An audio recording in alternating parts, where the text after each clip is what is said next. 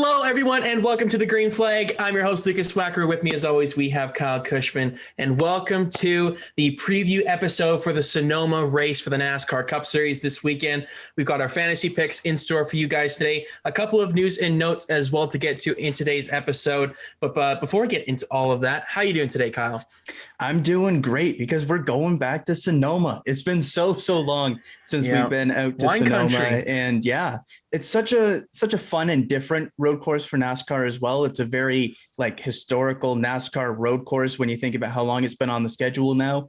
And for a long time, it was one of only two that we had on the schedule. So it's going to be nice to get back out there, see how the grid has maybe changed over the last couple of years. Last time we were there was kind of Truex domination, but since then, Chase Elliott has kind of become the road course king. Does that storyline change? Does somebody else come through? There's a lot of fun stuff going into this weekend. Yeah, we've got the 750 horsepower package here for the first time since, I believe, 2017. So it's been a while since this package was at Sonoma, and the first time it's going to debut on the carousel version of Sonoma. Right. We had 2019. They switched that up for the first time. Of course, they didn't go back to Sonoma last year due to COVID. So now we're getting it back after a 2-year hiatus off the NASCAR calendar. And we're very happy to have Sonoma back on the racing calendar for the NASCAR Cup Series. And it is also the last regular season Cup Series race for Fox. They got the All-Star race next weekend, but then that's it for their TV schedule. NBC takes it over for Nashville in a couple of weeks' time. So it's going to be a bit bittersweet, I guess, if you will, to see Jeff Gordon and Clint Boyer for the thing that really matters in terms of the point situation here. Mike Joy with the call, of course, but they'll be, I'm sure, watching along as NBC takes the coverage over in a couple of weeks. But let's get to the news and notes in today's episode.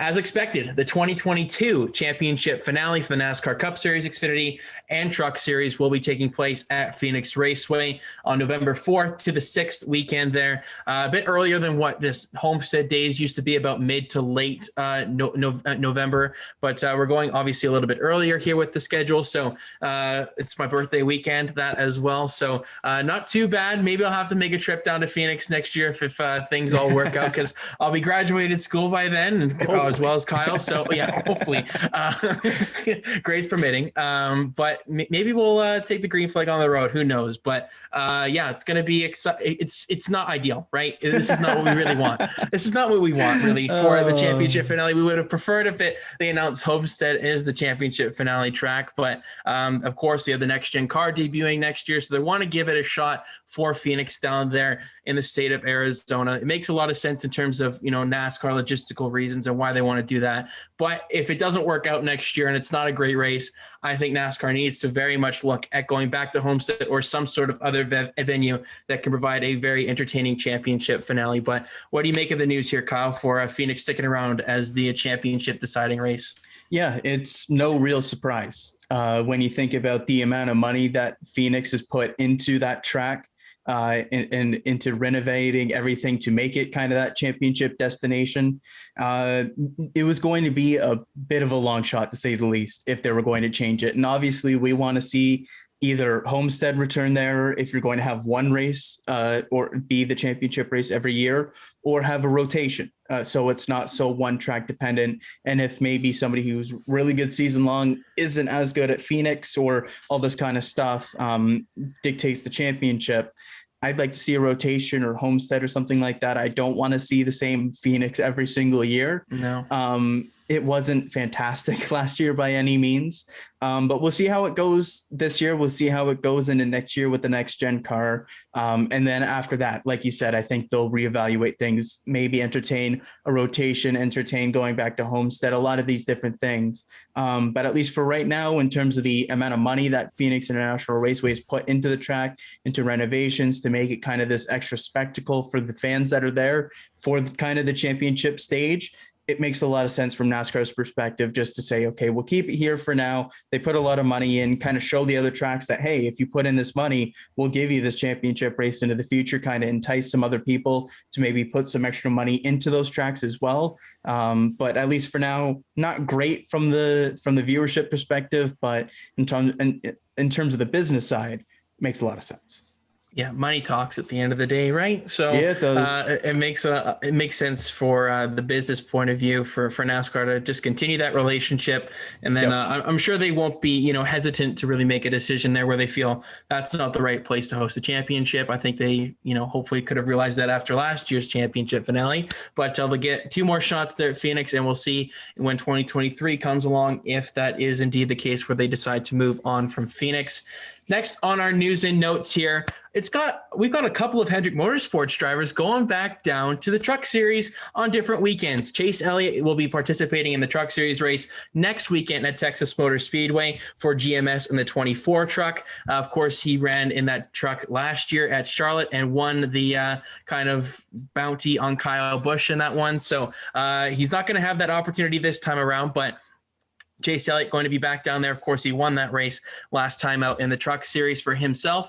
And then as well, his Hendrick Motorsports teammate, William Byron, will be making his return to the NASCAR Camping World Truck Series for WAR and the number 27 truck at Nashville Super Speedway. So just getting some extra laps there. Of course, NASCAR going there for the first time for the Cup Series, and then an extensive layoff from the Truck Series and Xfinity Series since they last went there. So it makes a lot of sense for both these guys just to get a couple of laps. And for Chase Elliott, I'm not quite sure why he felt the need to run the 24 truck for Texas, but it's still going to give fans another reason to come to the All-Star Race weekend. And Chase Elliott does sell tickets, so I'm sure that won't do him any harm. And we'll group in Donnie Schatz into this one as well as the dirt ringer himself. He's going to be making his Truck Series debut at Knoxville in the David Gilliland Racing number 17 Ford. So lots of big names, 2 on the Cup Series side, but a big name in the dirt scene who has done very, very well for himself. It rivals Kyle Larson on many occasions when the two battle against each other when Larson makes his dirt starts. But what do you make of those 3 big names going down to the NASCAR Camping World Truck Series? One for his first ever attempt, but then 2 very familiar with that that series. Yeah, I'll start with Chase Elliott there because that's kind of the strangest one of the 3, I think is fair to say. We know the relationship there with GMS, with the number as well, the 24 there in the past. For GMS, he ran that truck a couple times last year when there was the bounty and all that kind of stuff. And we know with Rafael Lessard, unfortunately, not being able to fill out the full season schedule for that 24 truck, they've been looking for some other people to run that truck still full time. We've seen their ARCA driver, Jack Wood, get a couple of starts there, his first in the Truck Series. We saw Ryan Reed get an opportunity there. So it looks like they're looking for a couple people in kind of Chevrolet, in kind of the pipeline, maybe some random starters, strange starters, to go out there and fill that truck the rest of the season. Chase Elliott kind of fits the bill. If he wants to go out, run a competitive race before the All-Star race or something like that, then be my guest, go ahead. For William Byron, that's the one that makes a lot more sense. When you think about Nashville being a new track, looking to get some laps there for kind of a mid-pack new started up team as well that are looking to do some different things with Timothy Peters stepping away from that ride, Josh Berry stepping in for the next 3 races. So a few things going on there, running a second truck for that team as well, the number 27 there. So Byron doing kind of a nice thing there, going back down, getting some laps with a mid-pack team, going to be fun to see kind of where they land, because with a new team, we don't really know where they should be at. So getting a guy who's currently second in Cup points and a young driver as well to get some more laps at a new track should be fun. But the one that I'm super excited about, and I'm sure you are as well, I love seeing guys get opportunities in the Truck Series at kind of these different tracks that they go to. And whether that's going up to Mosport in Canada and having a few Canadian road course ringers get an opportunity, or like we're seeing here, then go to Knoxville and a couple of Knoxville guys get an opportunity in the Truck Series. And we already saw it with Brian Brown getting an opportunity with KBM coming up at Knoxville. And now Donnie Schatz, a 10-time World of Outlaws champion, is going to be running in this race and in a pretty solid ride with David Gilliland Racing there. So really, really cool opportunity there to see him make his first ever NASCAR start. Going to be awesome to see at that race. And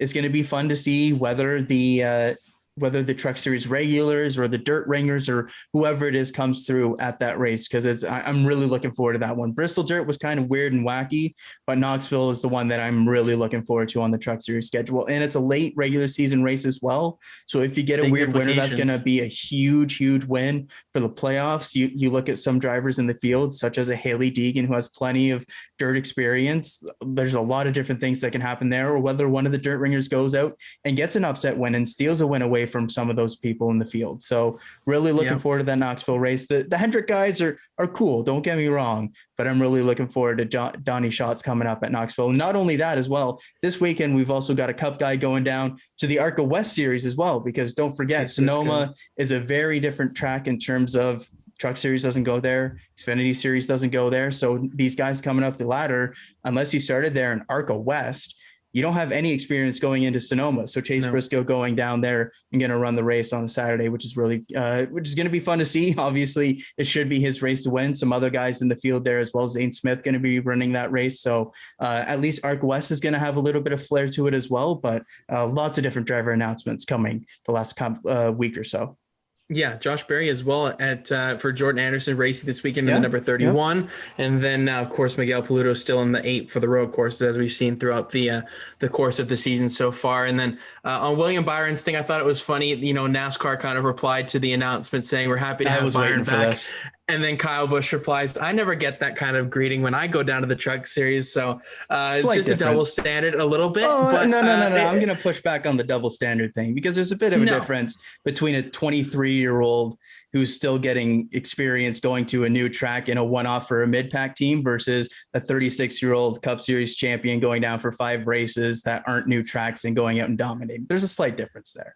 But Byron almost won the championship when he was in the Truck Series. So it's not like he's, unfamiliar with the Truck Series. Well, I know. I'm not saying that he's not. I'm saying there's a difference between a young guy who's young in his career going for a mid-pack team in a one-off start at a new track versus what Kyle Busch does. I'm saying if you were to make the comparison, it would be with Chase Elliott. I think that would be the more fair comparison. But to the Byron situation, no, I don't see it as a 1-to-1 at all. Okay, fair enough. All right, you can hold your stance on that. But a Cup guy going down to the Truck Series is a Cup guy going down to the Truck Series at the end of the day. And it is great to see some of these guys really going down there. And hopefully we see that more consistently when practice and qualifying even returns. I would just love to see these guys just go down there for one off. Just like watching bushwhacking and guys. No, but I think we don't see the rivalries anymore on the Sundays that we used to. And a large part of the rivalries that escalated onto the Sunday was because the Cup guys went onto the Saturday and something happened there. Yeah, and stole rides from young guys. I don't know. I think it was a different era back then where young guys didn't have an opportunity to win championships and make a name for themselves. Yeah, I would agree. Well, I don't know. We're not getting into this. We're not doing this. I know it riles you up, but oh my God.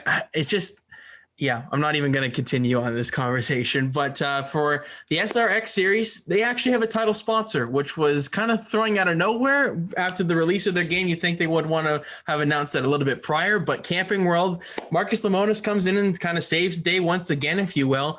They are the title sponsor for the XRX series for this summer 6-week event. It's going to be starting next weekend on Saturday night. So very, very soon. They're in their final preparations for the series. It's going to be on CBS Sports. Really looking forward to that. And, I don't know if I really wanted a title sponsor for this, to be honest, but, the blue kind of takes over from the orange that we'd really seen throughout all the branding and everything so far. So that's a little bit unfortunate, but Camping World title of 2 series now, SRX and of course the Camping World Truck Series. So they're doing their part in terms of motorsports, staying relevant and keeping their name in the business and really trying to promote each event as best as they can to try and grow the sport. So really looking forward to seeing the SRX series next week. We'll be sure to recap that and kind of preview that event a little bit as well. Really looking Haley Deegan as well, taking Tony Kanaan's spot for a couple of races coming up, just with some conflicts there in the Brazilian stock cars that Tony Kanaan still runs there. So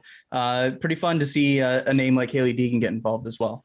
Yeah, it's a star-studded lineup, man. Like, I'm super pumped to see which one of these old ringers, if you will, comes out on top at the end of 6 races. I hope there's like a championship trophy or something like that. I'm sure there will be. But yeah, looking forward to that debuting next week. Alan Bestwick on the call for that's going to make it 1,000 times better than what it's already hyped up to be. The last little bit of news and notes for today's episode, just look at the ratings from the Indianapolis 500, which were really, really positive. 5.581 million viewers. That's the most watched Indianapolis 500 since 2016. That was the 100th running of the Indianapolis 500. So very positive showing there, up exponentially from last year. I think over 1.1 million viewers than 2020. That's not too surprising given the August date and all that kind of stuff. And but no, awesome to see. And hopefully this builds some momentum to the rest of the season for IndyCar as well. Fingers crossed. It doesn't always translate that way, but the more eyeballs you get on IndyCar in the 500 probably means the more likely you are to at least grab a couple of those for the rest of the season. So great numbers there. I know it's not a 1-to-1 comparison because of the rain out as well, or the rain delay for the 500, but what is it, first time since like 95 or something like that the Indy 500 is outdone the Daytona 500 in terms of TV viewership, which is kind of fun to see as well. Obviously not a fair comparison because NASCAR had their time slot pushed back significantly because of a little bit of rain, but no, it was a great 500, a great winner as well, a great storyline all throughout, a great race, a safe race as well, basically everything you could have hoped for in the Indy 500, and I'm glad to see it do those kind of numbers because of that. Yeah, it was awesome race. If you haven't checked out our Indianapolis recap episode, make sure you go check that out. It's a banger, if I say the least. No, I'm just kidding. But it was still fun to recap, and Helio Castroneves, congratulations to him on his record-tying 4th Indianapolis 500 trophy. So that'll do it for today's news and notes. Let's move on to fantasy for Sonoma. Alrighty. Oh God, it's been. I used to really look forward to this segment, and the last couple of weeks have really kicked my butt. I've lost, I think the last 4 I've lost in a row. Yeah, I think it's been like a month. It's been a rough go for me. And I've been getting the race winner picks correct, but that comes with its advantage of going first, obviously, by losing the previous week. So I would much rather be in Kyle's situation than my own. But once again, after a poor result from Ryan Blaney and Martin Truex Jr. in the Coca-Cola 600, which I burned a Martin Truex usage because I thought he maybe would turn it on in the 4th stage. But in reality, it got even worse because he was sitting on pit road for about 8 or so laps trying to get the damn left front tire off the car. So unfortunate, I burned a Truex usage there, a valuable one down the stretch here, and we'll see if that comes to bite me in the butt sooner or later, whatever happens. Not to rub it in, but I've won 5 straight. The last one you won was at Talladega, and my streak would be even longer if Chris Buescher hadn't got wrecked by Ryan Preece there. So I've been riding a hot streak. I'm waiting for the bad luck to come back around. I'm just hoping I can ride this wave a little bit longer, but I know it's inevitable.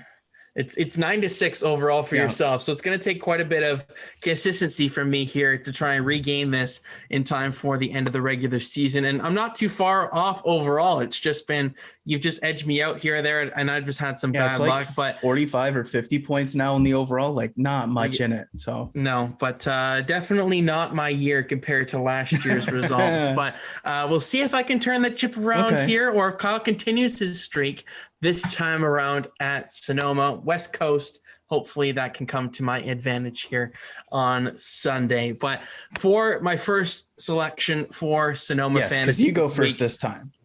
Yes, I do. And I'm not going to beat around the bush with this one.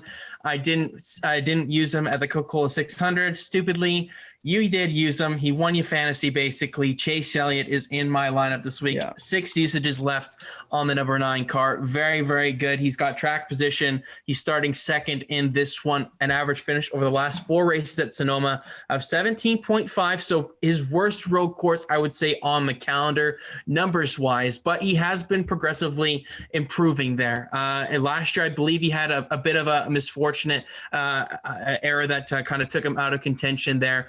But overall, his body of work at road courses is unlike anybody else's in the Cup Series. Not even Martin Truex Jr. can rival him on road courses now. He's got 2 top 10s in those 4 starts in the Cup Series. He only has 4 starts here since we had that one off year, of course, last season. Only 3 laps led, so it's not been too much time where we've seen the 9 or the 24 then when he first got into the series at the top of the scoring pylon. But for Chase Elliott, it's a no-brainer for me this week. I've got the usages, and I've been saving him for the road courses this entire season. I like the track position. He probably will end up losing out on stage points at the end of the day to go for the victory. That's what we've seen in Sonoma in the past, but I'm willing to take that chance and go for the overall race victory. I like the track position and all the aspects involved. Chase Elliott is in my lineup in my number 1 pick for Sonoma. Yeah, it just makes too much sense. And even when you look back to that last one that brings down the average finish by a mile, the 37th finish, had a transmission issue, engine issue on lap 60 there, and went from being up in the top 5 all day, leading 3 laps, to finishing at the back. So for Chase Elliott here, absolutely a play. And I think it's very real scenario that he can go out and get his first win here at Sonoma this weekend. Everyone looks to Martin Truex Jr., back-to-back winner here, but Chase Elliott, he's the most recent road course winner. He has something to prove here at Sonoma because he hasn't won here yet, looking to get over that hump. And damn good opportunity to do so with a really strong starting position as well, of course, up in the top 5, as is basically all of Hendrick Motorsports. Number 2 pick for myself, and keeping it nice and simple as always on the road courses to start, Martin Truex Jr. Worked out for me not playing him at the Coke 600. I took a bit of a gamble there. The trend they'd been on on the 550 horsepower package tracks ended up working out for me. But on the road courses, it's been a bit up and down for Truex recently. You look at the bad luck at COTA, you look at some of the issues he had earlier in the year at the Daytona road course, but it's Sonoma, and it's the place that has been his best road course. When you look at Chase Elliott and how he's been kind of good overall, Truex has been borderline dominant at Sonoma, and especially recently. You look at back-to-back wins, and in those leading 59 of 90 laps last time, 62 of 110 the time before that. And even before that, when he had a transmission issue and had an engine go down and similarly finished 37th, kind of like what Chase Elliott did, he led 25 laps. So he's led laps in each of the 3 last Sonoma races. I don't go too much farther back than that, just because you're getting back to like 5 years ago at that point and kind of irrelevant at that point, but has led a lot of laps at Sonoma, has won back-to-back races. Even though the road course form or luck hasn't been there as much recently for Truex, I still think that this is going to be kind of the Truex versus Elliott kind of battle that we've been waiting for a little bit here. I'm undecided on Martin Truex Jr. Okay. Because of the usage I burned last week. If I didn't, I'd be 100% in on him. But when I look at the schedule coming up, I'm like, okay, I need a power horse for those tracks. And Martin Truex Jr. is that. New Hampshire, Michigan, Watkins Glen, of course, I'm going to be playing him there. I think Nashville could be an underrated play. I really didn't think you were going to play him at Watkins Glen. You're welcome. Just giving all the bones that I can out to my competition. But I think Pocono could be another one as well. Truex is so well-rounded on the remaining calendar for the remaining parts of the summer. Atlanta had a struggle there in the spring race. I don't know if I'm going to play him there or not because the 550 has been a bit up in the air for him. But when I look at it, I'm not 100% certain I'm going to use Martin Truex Jr. as of yet. I'll see what you kind of do for the remainder of your lineup, but that's basically what it comes down to. But for my second pick here, I'm going to the JGR stable, and it's his teammate, Kyle Busch. He's got an average finish over the last 5 races of 5th, 1 win, 5 top 10s, and 25 laps led. He starts 5th on Sunday. I really like the role the 18 car has been on. He ran exceptionally well at COTA. Was running very well at the Daytona road course up until everything kind of hit the fan. Of course, he had that lap 1 incident that kind of set him back, but then he worked his way up inside the top 5. So I believe that the road course program is there for JGR, specifically Kyle Busch, because I think Martin Truex Jr. hasn't quite hit his stride yet in that area. And of course, Sonoma could be the place where he does hit that stride. But for Kyle Busch, I feel very confident in his capabilities this weekend. He's on quite the roll, finished 3rd in the Coke 600. He's starting to gain a bit of his old version of himself, which is really nice to see. Coming from a Kyle Busch fan, it's been nice. It's been nice to just relax a little bit more and not have to worry about him being back in the mid-teens. He's instead running inside the top 5 on most occasions the past month and a half or so. So that's been very refreshing. And I've just liked the 18 car. He's had a previous success here, of course, won in 2015. Hopefully that kind of left foot issue that he was experiencing at COTA doesn't flare up once again this weekend for Sonoma. But then again, he did kind of have that same situation when he did win here in 2015. So I'll go with Kyle Busch as my second pick. For my third selection, I'm going to the SHR camp, and it is Kevin Harvick. This is his best road course on the calendar by a mile, and it's not even close. You wouldn't look at Kevin Harvick and say he's a road ringer per se whatsoever. He's actually quite poor on the road courses if you look at it overall in his career. But over the last 5 races here at Sonoma, he's got an average finish of 3.8, 1 victory, 5 top 5s, 59 laps led, and he starts 8th. Like the track position, like the previous success, this season on the road courses hasn't quite been ideal for him, but I'm going to take previous success here, veteran experience at Sonoma, and I'll say that pays a little bit of dividends here at the end of the day. I have the usage kind of situation with Harvick where I feel comfortable, where I can use him this weekend. Unlike last year where I felt like I could never use him on a road course, the performance of the 4 car hasn't quite been up to par so far on the other kinds of tracks, so I feel confident in using Kevin Harvick as my third selection here. All right, so quite the lineup so far. A lot of heavy hitters to this point. I'm going to match you on Kyle Busch, though. I feel pretty solid about his upcoming weekend right now. You've got some positive momentum. He looked really good at Circuit of the Americas. And this is a road course, as you mentioned, that he's been really, really strong at. 4 straight top 10s as well here recently, getting 30 plus points, which is a big thing here. Because with Sonoma, there is the potential for some different strategy calls with the stage ends and kind of keeping that in mind when making some decisions, because some people don't care about stage points. They care about being in position for the win at the end. We'll toss away all those stage points and could leave you, even if they get a really solid top 10 with only like 29, 30, 31 points instead of a huge haul that you could potentially get. So kind of valuing a bunch of different stuff, but Kyle Busch has just been too consistent at this track, has that race winning ability, has been in good form. Everything just kind of is going the direction for Kyle Busch. So I'm absolutely going to match you on that one. Kevin Harvick, I'm undecided / not going to go that route. Just a little hesitant just with SHR on road courses, Kevin Harvick on road courses. I know he's been good at Sonoma, but I feel like it can maybe go somewhere else and get some other value as well, because that is, of course, a team that is looking to get a win as well. So I could see them punting on some stage points and going for the win at the end and see how things go. Of course, it all depends on how cautions fall as well, because we saw at Circuit of the Americas, for example, Austin Cindric was going to pit before some stage breaks, cautions fall, they end up getting the stage points. So there's a lot of different things that can mess up the kind of galaxy brain type strategy of going for stage points as well. So with that, I've got 3 picks in the bag, and my number 4, I'm going back to the Hendrick stable for this one, and I'm going to go with William Byron. He's been super, super consistent all season long. I've been waiting for that breakout performance at a road course, and I really, really feel like we might be getting that this weekend. He's been very strong in terms of single lap speed at Sonoma in the past in his young career, going up and starting on the first row.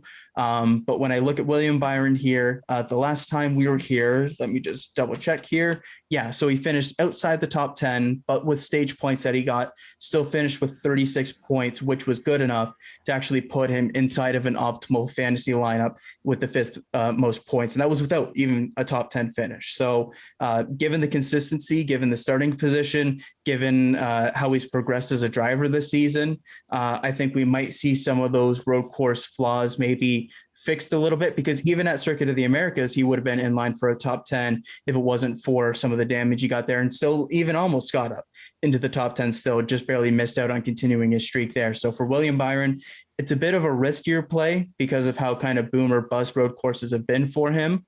But I feel like this could really be a boom weekend. And looking at the rest of the season, I know there's some valuable usages coming up for him just with how consistent he's been across a bunch of tracks. But I feel like this weekend could potentially be one where you get kind of the high end value out of William Byron this weekend. So he is in my lineup. What's your usage situation with Byron? Willie B, I've got 4 left. Damn, I'm in the same boat, and I just feel like it's too risky for myself this week to use him. I don't know. I feel very good about Byron is what I'll say. Okay. I don't have Byron in my lineup this week. Just for my usage situation, I didn't feel like 4 usages is going to be. I really debated it as well, but at the end of the day, I think he's going to have a really, really strong day, top 5, if not challenging, and leading laps as well. So I'm gonna go risky with it because they have the win, so they could punt on stages as well and go for the win at the end, the full 5 playoff points there. But I like the consistency. I'm taking the risk on my guy here. All right. For my 4 selection here, I'm going with Joey Logano. He's been very, very good on the road courses so far to start this season. Yep. Over the past 5 races here at Sonoma, he's got an average finish of 12.4, 2 top 10s. He starts 13th, so a little bit outside that top 10. I'm hopeful that there's a bit of wiggle room that he can get inside that top 10.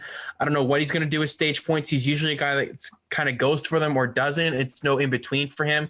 So hopefully this is the week he kind of goes for stage points, and I maybe can sacrifice a little bit on the finish for Logano. Because at the end of the day, a guy like Logano is not going to win this race. So you have to kind of get what you can get with the stage points, maybe get a stage win if you pull the right strategy. Just get you a couple of playoff points if the strategy works for yourself.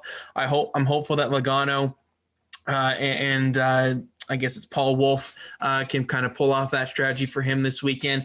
But finishing inside the top 5 on both pro courses so far to start this season gives me a little bit of confidence that the 22 car on the 750 package has a bit of momentum. They feel comfortable in this, unlike this 550 where they've really struggled. So I'm looking for Joey Logano to have a big day, and hopefully he can. I have 7 usages left on him, so I can definitely start to burn some Logano ones. Even if he has a bit of an off day, I'm still going to burn one because there's no point in them just sitting in my lineup and not doing anything. So let's just put him in there and see what happens for Mr. Logano this weekend. My 5th selection for the Sonoma race. This is a tough one, but I'm going with I'm going with a bit of a value usage here this weekend, and I feel like this is going to be a solid one. I'm hopeful that it is because he seems like he's on quite a bit of momentum here. It's Chris Buescher.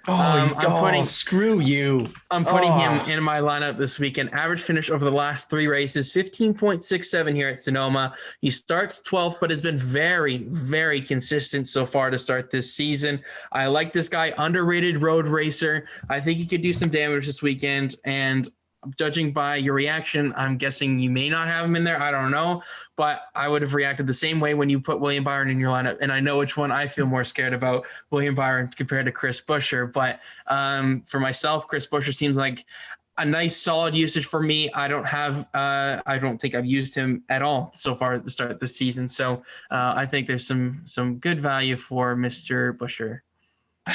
I just wanted him. I wanted him to be my guy, to have a great day and be the reason why I won.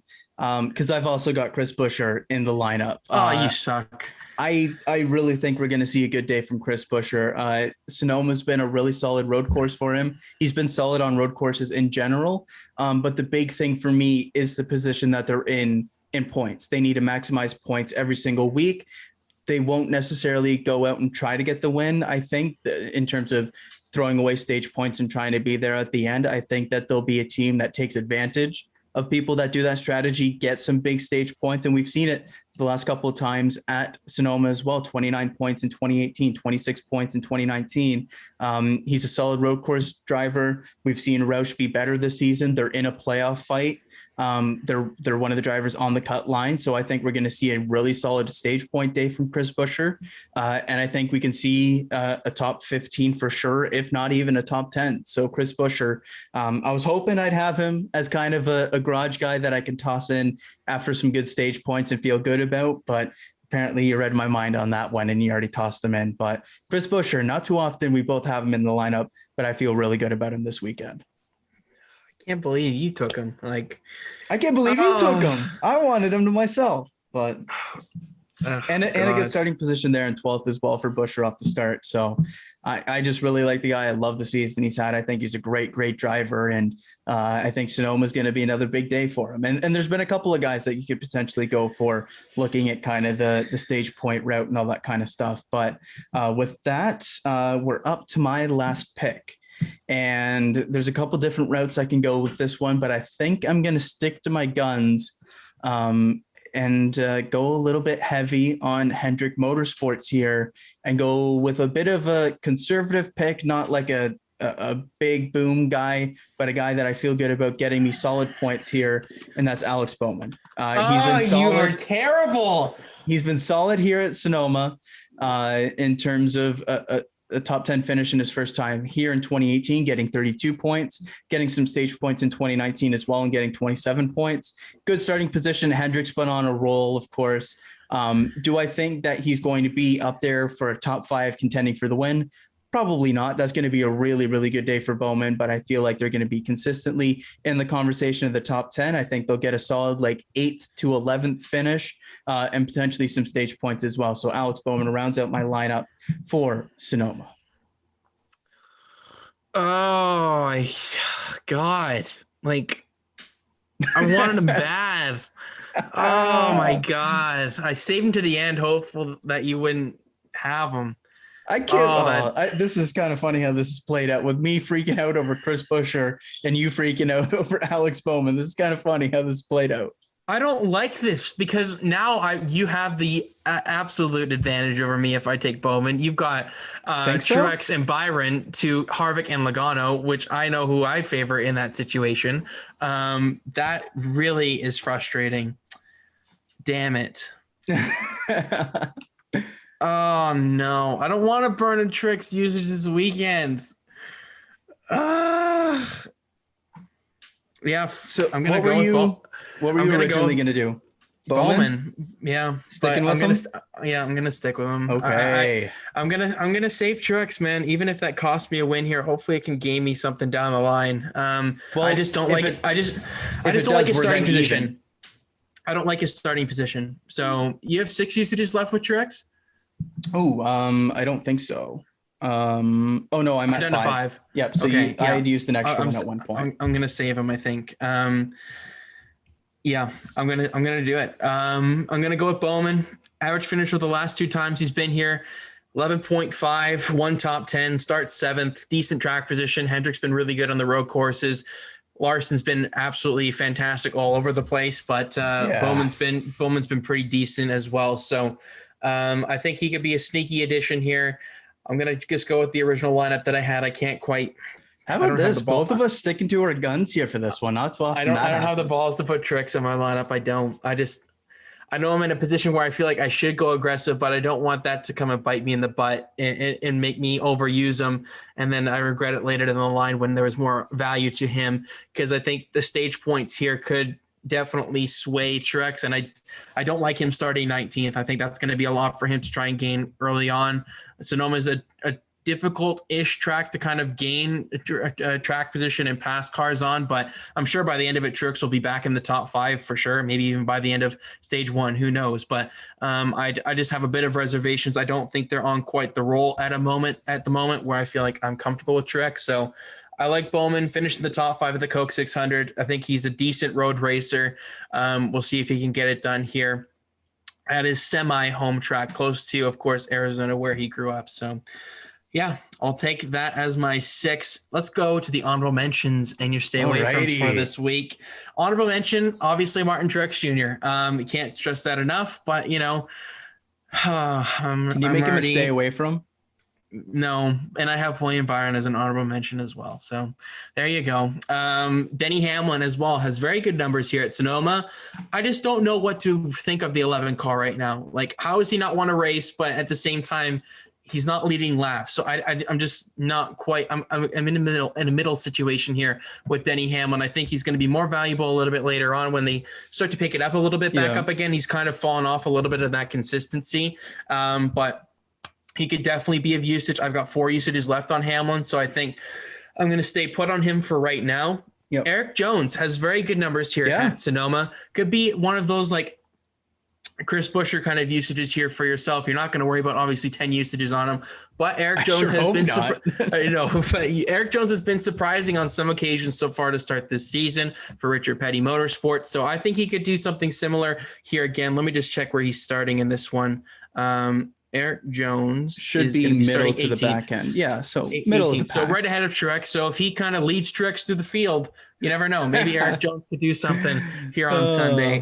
Kyle Larson, I know I could probably put him in stay away from, but he's so good right now. Like the guy is on an absolute tear. Here's what I'll say on Kyle Larson. Before he kind of blew up the season and just started either leading everything or winning everything, I originally planned to use him at Sonoma. I think just given what we've seen from him at Chip Ganassi, winning poles here, starting right at the front and then having issues over races, saw a little bit of that come at Daytona Road Course where he was up in the top 5. And had he not wheel hopped and gone into the tie barrier, might have won that race because he was on the same tire strategy as Christopher Bell and was ahead of him at that point as well. You look at Coda, finished second there behind Mr. Chase Elliott. I think that we could see another big day from Kyle Larson here. He's your pole sitter, so he's got track position. Yep. The field is in his rearview mirror, so he just has to keep him behind him. And I think Larson could definitely be an upset kind of guy if you can quantify him that. But on the road courses, does he count as an upset winner? But I mean, at the road courses, he's been, hasn't quite got the finish, but. We've always seen from him that single lap speed in qualifying for Chip Ganassi. And now we're starting to see with a better race car that he can actually put it together over longer periods of time throughout a road course race. So encouraging. I'm just in no position where I feel like I can use a Kyle Larson to use left on the guy. So there's no chance I'm using him here. So there's too many strong tracks for Larson coming up still for him. Michigan is definitely one later on in the season. But for anybody that has exactly the two where I'm using them. So but anybody who has 4 usages left on Kyle Larson, A, what are you doing? And B, props for like the self-control to not use the guy to hell. Holy. B, play him this weekend because he could be someone that stirs it up and maybe even wins this race if all things go his way. But he's an honorable mention for sure. Matt DiBenedetto has some sneaky good numbers here as well. It's just that was with the Toyota camp and not with the Ford camp. And that's why I'm a bit hesitant to put him in my lineup because Wood Brothers isn't a good road racing kind of organization. They've never been. They're really poor, to be honest. And, for that Penske Alliance, it doesn't do them very good. And DiBenedetto has always been kind of a sneaky road racer in the Xfinity Series as well in the Cup Series when he was with the Toyota camp.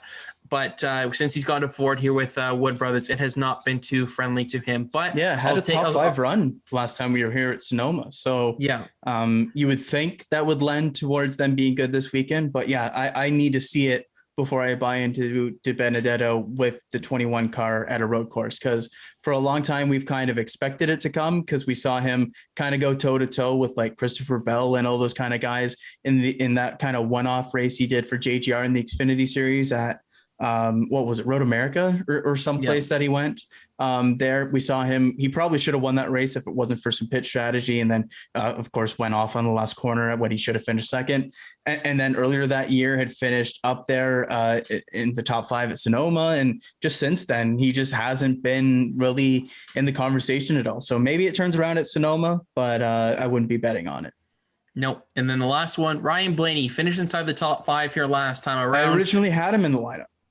He's a sneaky one. I'm just going to wait on Blainey a little bit right now. He hasn't quite had his road course form after he won the Roval. Everybody was super high on him, rightfully so. He's had some decent finishes on road courses since then, but hasn't quite had the consistency. So just give me one more solid finish, Blainey, and maybe I'll look at you for Indianapolis or the Watkins Glen race later on this summer. But he could definitely be of usage for you this weekend. For the stay away froms, there's 4 of them here. But they're kind of a little bit all over the place in terms of how you want to look at your usage situation for them at this point so far through this season. Austin Dillon, never a good road racer, really. So I think that's definitely a stay away from. Top 15 yet? I don't know. I honestly don't know. I don't think he has. He's been pretty poor on the road courses, despite his consistency so far this season for Richard Childress Racing. I think you got to stay away from Austin Dillon this weekend. Oh, he did get it at Coda. He finished 12th there, so he finally got that first career top 15 on a road course. Would have been nice if the broadcast actually mentioned that. It's a huge accomplishment for Mr. Dillon. But for the next one, Ricky Stenhouse Jr. had we don't look past 10th. But Ricky Stenhouse Jr. finished well in the Coke 600 there, ran well, has run well pretty consistently recently, but he's not a road racer by any stretch of the imagination. So definitely stay away from him this weekend. And then two of the veterans, Brad Keselowski and Kurt Busch. For Kurt Busch, it's just because they haven't had the finishes.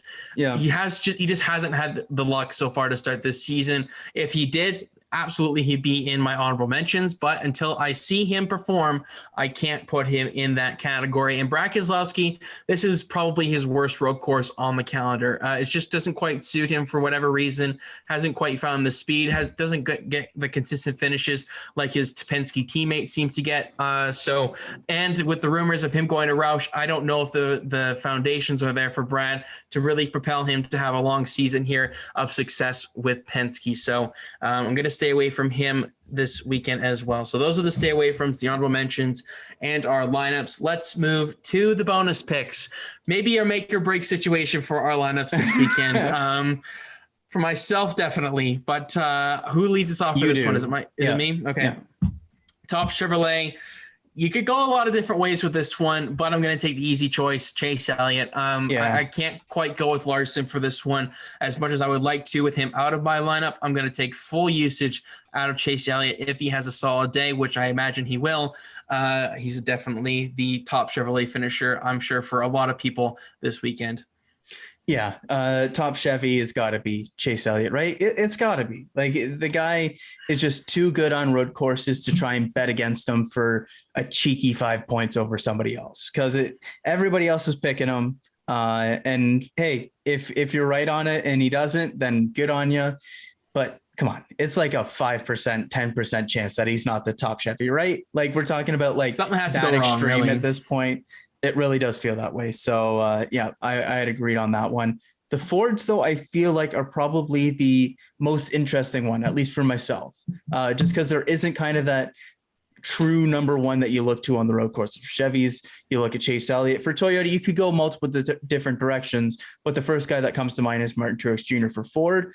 It's not like that number one guy who's usually above the rest and kind of goes a few different directions. So for this one, I originally had him in the lineup before changing it up and going a little bit more conservative, putting Chris Buescher in, hoping for some stage points, stuff like that. And then you went ahead and put him in your lineup as well. But I'm going to go with Ryan Blaney for this one. A couple really solid results in his career so far at Sonoma. It's kind of been good year, bad year, good year, bad year at Sonoma, which means that it would then be a bad year, but we missed last year, which I'm going to count as a bad year. So maybe it's a good year again. But Ryan Blaney, I'm going to toss in as my top Ford here. Okay. Harvick or Logano? It's been really weird with Logano and me with this top I think Ford you should finisher. take Anthony Alfredo.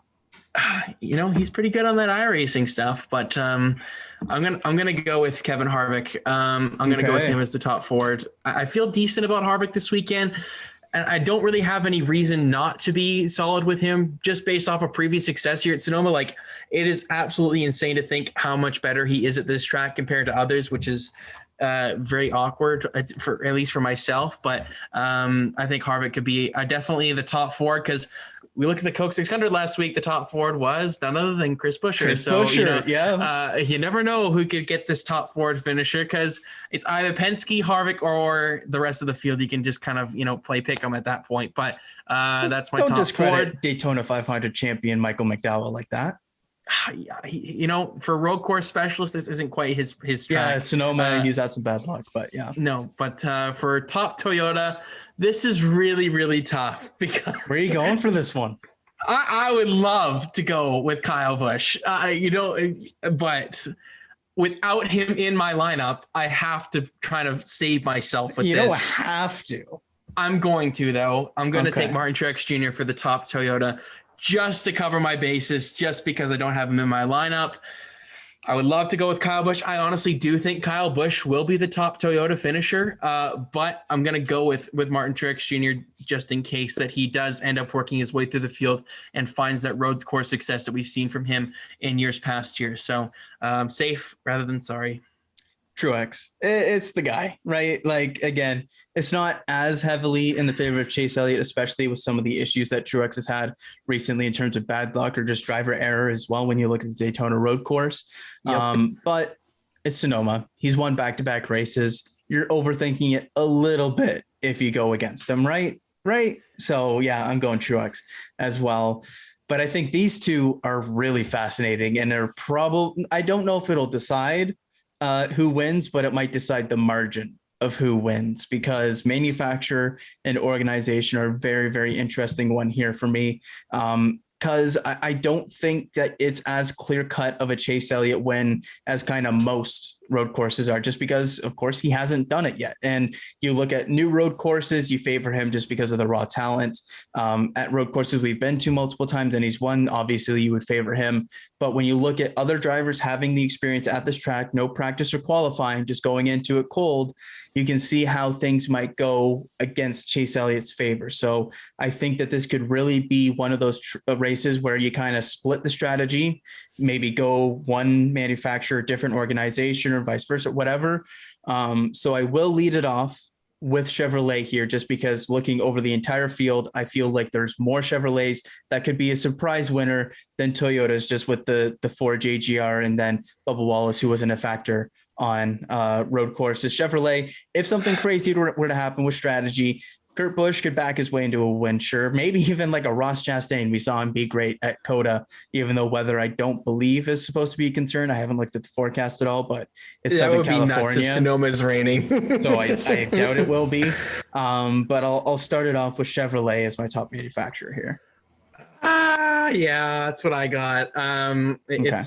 It was pretty straightforward for me for this one, to be honest. I felt, Chevy organization is usually the one where you can go multiple different areas, but Chevy, yeah.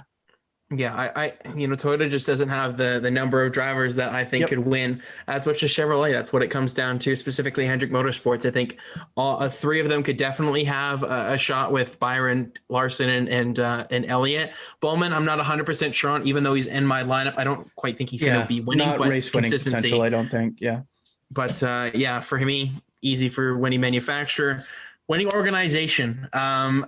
I'm doing the split strategy this weekend because I do think this is a little bit more up in the air. I'm going with Joe Gibbs Racing for this one. Okay. I do like Truex quite a bit, and I like Kyle Busch quite a bit this weekend. And despite Hendrick, I think, having more options with the 3 compared to the 2, because I don't see Bell and Hamlin quite winning this one, I'm still going to go with the high end of JGR to make sure that I don't, mess up all my bonus picks, and I have a little bit left in the tank. So JGR is the winning organization for me. As much as I think that that's a great play, I'm not doing it. I'm going Hendrick as the winning organization here. Oh, you suck. Look, you laid it out perfectly there. It's 3-2. When I look at the two organizations, I think there's 3 legit winning candidates for Hendrick Motorsports to the 2 from Joe Gibbs Racing. And I really think that it's a great play on your part to cover the bases. But I'm going risky. Of course you do. I'm going risky with it. I'm taking Hendrick here. I don't blame you. I would if I were you. Shoot, you've got 3 weeks on me, so why not? Let's go bold. And it's going to probably pay off because I'm too much of a scaredy cat. It's just driving me nuts. I have to get, I feel like I'm in a position where I have to guess the race winner, correct? In order for me to win this week. Like, that's my only shot. Are you going to galaxy brain it now, or? This is my problem. I'm going to get in my own head here, and you have first pick for Xfinity, but then I hopefully take as long as you can with that so that I can, have as long as much, have a lot of time to think about my Cup Series pick. So go ahead. So, of course, Xfinity is not with the Cup Series this weekend. First time and only time. Yep. So with that, they're still at a road course just over in Ohio at Mid-Ohio. And I think that there's probably 3, maybe you can stretch it to 4 winner contenders here. When you look at the usual Austin Cindric, when you look at AJ Allmendinger, when you look at Ty Gibbs, who's won earlier this year on a road course, and Justin Allgaier, I think I'll put in that mix as a former winner as well. But for myself, I'm going with this guy because of one thing and one thing only. And that's the quote from last week. When AJ Allmendinger went out of the race, went down and interviewed him in the garage, and he said he's going to kick everybody's ass at Mid-Ohio, and I'm believing the guy. So I'm going AJ Allmendinger as your Xfinity winner pick.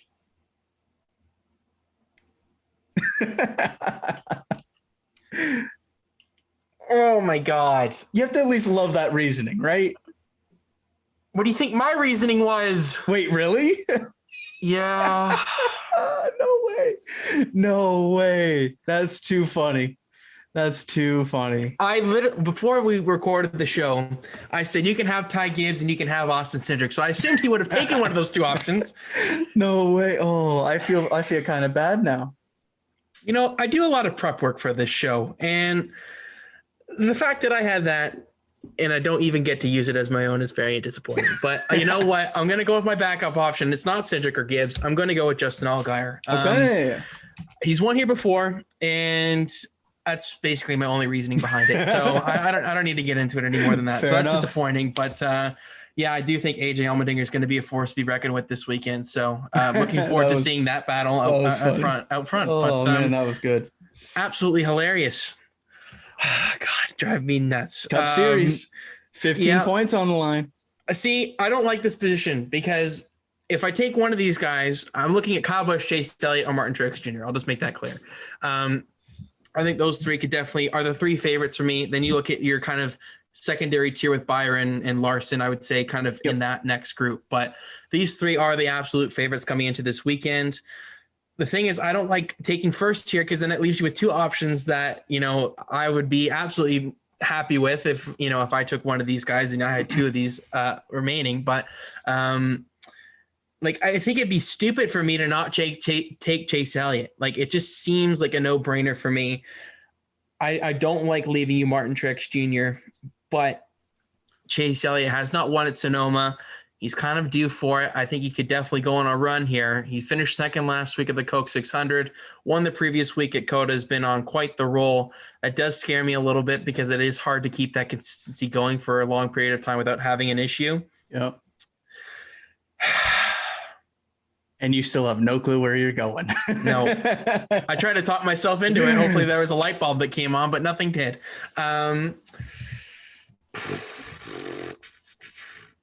I mean, when in doubt, make the homer pick, but I'm not. Don't do it. Don't do it to me. I'm gonna, I'll take Chase Elliott. Wow, sounds very confident in that pick. No, but I wish I had three and I would have taken all three, but that's obviously not realistic. But I don't know. I just can't quite bet against the 9 on road courses, man. It's absolutely ridiculous how good he is compared to the rest of the field. So despite Truex's success, I'm going to give the track position edge to Elliot, and Truex has to make that pass on Elliot, which he hasn't been able to do many times in the road coursing history. I'll say that Elliot gets it done. Not to be that guy, but because I took Hendrick and you didn't, that means that a Chase Elliott win only gets you an extra 5 points as well. So little extra tidbit there. I thought I'd let you know. But it's kind of the same for both sides because really? You want to go there right now? Honestly, hey, I'm saying it's the same situation because I'm taking Martin Truex Jr. So I only get the extra 5 points because if he wins, then you get the 10 from JGR and it's only 5 either way. So our nice little winner being 15 points. Well, it's now down to 5 points for that. But Martin Truex Jr., he's won the last two. I don't love him starting in the middle of the pack, but I'm not overly concerned about it because I really do think that Truex is going to play it the same way he has in the past. And maybe in like the first stage, he tries to get some points or something like that. But I really do believe he's going to punt on the stage points. Maybe he picks up a couple just because of time differential and picks up like a 9th or 10th place finish in a stage. But he's going to punt on the stage points. He's going to get the track position because of that in the caution period, assuming cautions don't come up beforehand and that kind of screws things up. But it's Sonoma. I don't really see that as being a situation. So I think he'll get the track position by the end of the race. It's whether he can make good on it. And in the past couple of years, he's been able to, with Chase Elliott, the form he's been on, with some of the other challengers now with Kyle Larson in a better car, William Byron seemingly progressing as a driver as well, and consistency, all that kind of stuff. He's going to have more challengers. But I think he's still the number 2 favorite behind Chase Elliott here. So he's going to be my winner pick. Would you have taken Chase Elliott if I left him? Yes. Yeah, he's my number 1. Okay, so at least that gives me a little bit of consolation at the end of the day. But yeah, I don't know what to expect this weekend. This is gonna be an interesting. It's an interesting weekend because there's no clear favorite compared to other road courses, I would say, because I think you can go a 50-50 split between Elliot and Truex, and I think Kyle Busch, Larson, and Byron can all be very well in the mix at the end of the day. But yeah, I guess we'll go through our lineups once more here, Kyle, to conclude the episode. Do you want to lead this one off? Because you are the victor, basically. Sure. So I'll lead this one off. Well, I've got Chase Elliott, Kyle Busch, Chris Buescher, Alex Bowman in my lineup, as well as our differences, Martin Truex Jr. and William Byron for our bonus picks here. I've got Chase Elliott, Ryan Blainey, Martin Truex Jr. as the top finishers for their respective manufacturers. Chevy and Hendrick going with the duo once again for the manufacturer organization. AJ Allmendinger, I'll say he gets the win out in mid-Ohio on Saturday, but Martin Truex Jr. will get it done for JGR on Sunday. If Truex has a banging weekend, I am absolutely screwed. I am screwed. But for my lineup, I'm going with Chase Elliott, Kyle Busch, Chris Buescher, and Alex Bowman as well. The difference for me, Kevin Harvick and Joey Logano. For the bonus picks, I've gone with the top Chevrolet, Chase Elliott, top Ford, Kevin Harvick, top Toyota, Martin Truex Jr., the winning manufacturer is going to be Chevrolet, winning organization JGR, Xfinity Series winner on the Saturday out there in Ohio. I'm going to go with Justin Allgaier. And then to win it all on Sunday for his second victory of the season, his second in a row on road courses, Chase Elliott. We'll see who comes out on top at the end of this one. But any final thoughts before we wrap up yet another preview episode here, Kyle? I can sense the beaming smile that you have basically from what's happened here with fantasy picks. Okay, what I'll say is that I'm banking on some good finishes versus stage points, because I think that the people that I picked, or at least the differences, are guys that might punt on the stage points, and that might put me in a bit of a difficult situation if things get a little bit chaotic at the end. But we'll see how things play out there. In that regard, I do like kind of the back pocket of Chris Buescher for some stage points. I'm hoping for a big day from him. He's been good at Sonoma. I hope he makes the playoffs here. And he's in a good point situation. I hope he has a big points day here this weekend. But one thing I will say that is in your favor this weekend, that is a bit of a wild card, is that I'm not going to be able to watch the race on Sunday. So if there's any storylines with the guys in our lineups and whatnot, I'm not going to be able to keep track. I'll keep an eye on it when I can. But on Sunday, I'm getting that first dose vaccine. So I will be unavailable for, I don't know what time of the race, but I'm hoping that it's not the end of stage 2, because that could put me in a real bind if something crazy happens there. But I'm just going to be texting you the entire time saying Chase Elliott had a problem and I want you to garage him no matter how good he is. You already know I'm putting you on mute, but oh no. But no, all that aside, I can't wait to rewatch the race after knowing the result, and whether it's going to be a happy fantasy day for me or whether I might have to skip over some sad parts. Well, congratulations on the vax, sir. It's going to be a good Sunday for you nonetheless, even though there is no racing for you for NASCAR side of things. But I think that'll do it for the Sonoma preview. Going to be a fun weekend here. Kyle and myself are going to be going on the Grid Network on Saturday. So kind of when you're watching this, we may be already live on their channel. So make sure you go check their channel out. We'll leave a link to their channel in the description. We're going to be very excited to join them. Our first really collaboration, if you will. But looking forward to discussing all things racing there with NASCAR and Formula One. There over the next couple of days. I'll be on there on Sunday for the race recap, so there won't be any real race recap for this channel. I'll be doing my stuff over there for the Grid Network on that side of things on Sunday. But make sure to go follow us on Instagram at The Green Flag Pod, as well as Twitter at The Green Flag Pod. Subscribe to the YouTube channel. Leave a like on this video if you enjoyed it. We would really, really appreciate it. We're very, very close to 100 subscribers, so thank you all so much for your support. We really, really appreciate it. But for this episode, I've been Lukas Wacker. He's been Kyle Cushman, signing off for now. Kyle and I will talk to you on the Grid Network's channel to get you kind of previewed for Formula One and add a little bit of tidbits over there. And I will get you recapped on the Grid Network's channel for the NASCAR Cup Series race from Sonoma. Enjoy the racing, everybody.